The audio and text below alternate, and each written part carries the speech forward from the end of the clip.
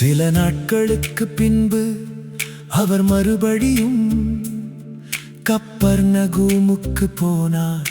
அவர் வீட்டில் இருக்கிறார் என்று ஜனங்கள் கேள்விப்பட்டு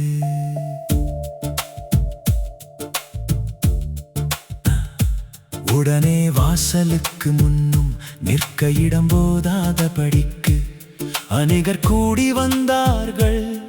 அவர்களுக்கு வசனத்தை போதித்தார். அப்பொழுது 4 பேர் ஒரு திமிர்வாதக்காரனை சுமந்து கொண்டு அவரிடத்தில் வந்தார்கள். ஜனக்கூட்டத்தின் நிமித்தம் அவருக்கு சமீபமாய் சேரக்கூடாமல் அவர் இருந்த வீட்டின் மேற்கூரையை பிரித்து திறப்பாக்கி திமிர்வாதக்காரன் கிடக்கிற படுக்கையை இறக்கினார்கள். இயேசு அவர்கள் விசுவாசத்தை கண்டு திமிர்வாதக்காரனை நோக்கி, மகனே, உன் பாவங்கள் உனக்கு மன்னிக்கப்பட்டது என்றார். அங்கே உட்கார்ந்திருந்த வேதபாரகரில் சிலர், இவன் இப்படி தேவதூஷணம் சொல்லுகிறதென்ன? தேவன் ஒருவரே என்று பாவங்களை மன்னிக்கத்தக்கவர் யார் என்று தங்கள் இருதயங்களில் சிந்தித்துக் கொண்டிருந்தார்கள்.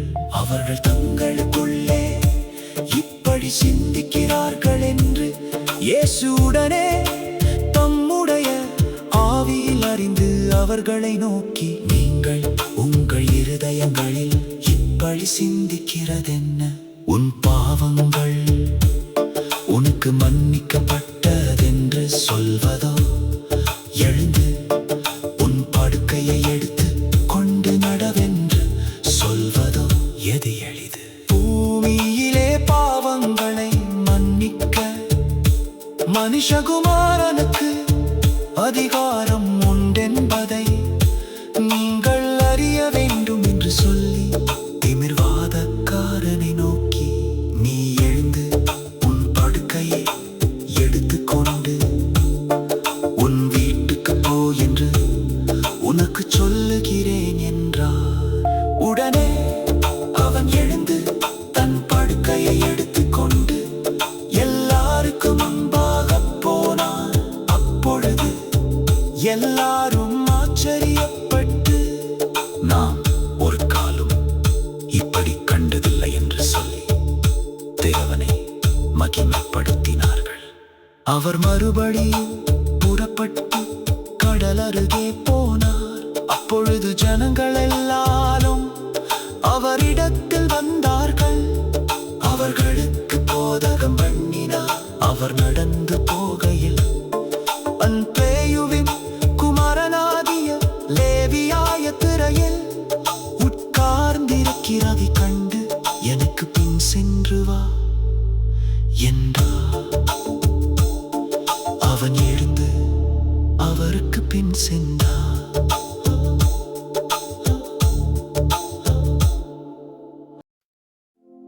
அப்பொழுது அவனுடைய வீட்டிலே அவர் போஜன பந்தி இருக்கையில் அநேக ஆயக்காரரும் பாவிகளும் அவரோடு கூட வந்திருந்தபடியால் அவர்களும் இயேசுவோடும் அவர் சீஷரோடும் கூட பந்தியிருந்தார்கள்.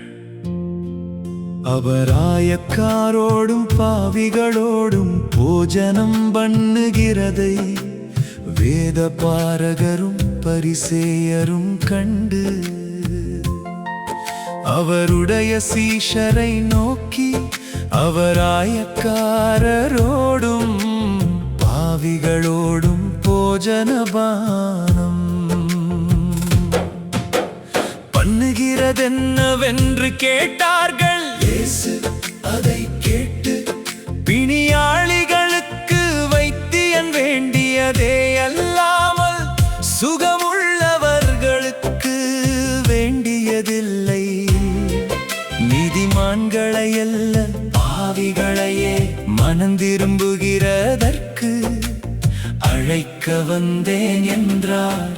யோவானுடைய சீஷரும் பரிசேயருடைய சீஷரும் உபவாசம் பண்ணி வந்தார்கள்.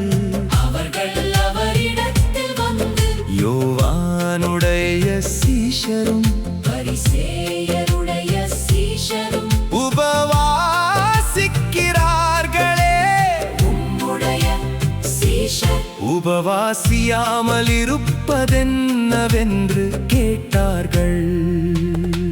அதற்கு இயேசு, மணவாளன் தங்களோடிருக்கையில் மணவாளனுடைய தோழர் உபவாசிப்பார்களா? மணவாளன் தங்களுடனே இருக்கும் வரைக்கும் உபவாசிக்க மாட்டார்களே. மணவாளன் அவர்களை விட்டு எடுபடும் நாட்கள் வரும். அந்த நாட்களிலே உபவாசிப்பார்கள். ஒருவனும் கோடி தொண்டை பழைய வஸ்திரத்தோடு இணைக்க மாட்டான். இணைத்தால் அதனோடே இணைத்த புதியதுண்டு. பழையதை அதிகமாய் கிழிக்கும், பீறலும் அதிகமாகும். ஒருவனும் புது திராட்சரசத்தை பழந்துருத்திகளில் வார்த்து வைக்க மாட்டான். வார்த்து வைத்தால் புது ரசம் துருத்திகளை கிழித்து போடும். இரசமும் சிந்திப்போம், துருத்திகளும் கெட்டுப்போம். புது ரசத்தை புது துருத்திகளில் வார்த்து வைக்க வேண்டும் என்றார். பின்பு அவர் ஓய்வு நாளில் பயிர் வழியே போனார். அவருடைய சீஷர்கள் கூட நடந்து போகையில் கதிர்களை கொய்யத் தொடங்கினார்கள். பரிசேயர் அவரை நோக்கி, இதோ ஓய்வு நாளில் செய்யத்தகாததை இவர்கள் ஏன் செய்கிறார்கள் என்றார்கள். அதற்கு அவர், தாவீதுக்கு உண்டான ஆபத்தில் தானும் தன்னோடிருந்தவர்களும் பசியாயிருந்த போது அவன் அபியத்தார் என்னும் பிரதான ஆசாரியன் காலத்தில் செய்ததை நீங்கள் ஒரு காலும் வாசிக்கவில்லையா? அவன் தேவனுடைய வீட்டில் பிரவேசித்து ஆசாரியர் தவிர வேறொருவரும் புசிக்கத்தகாத தெய்வ சமூகத்து அப்பங்களை தானும் புசித்து தன்னோடிருந்தவர்களுக்கும் கொடுத்தானே என்றார். பின்பு அவர்களை நோக்கி, மனுஷன் ஓய்வு நாளுக்காக உண்டாக்கப்படவில்லை, ஓய்வு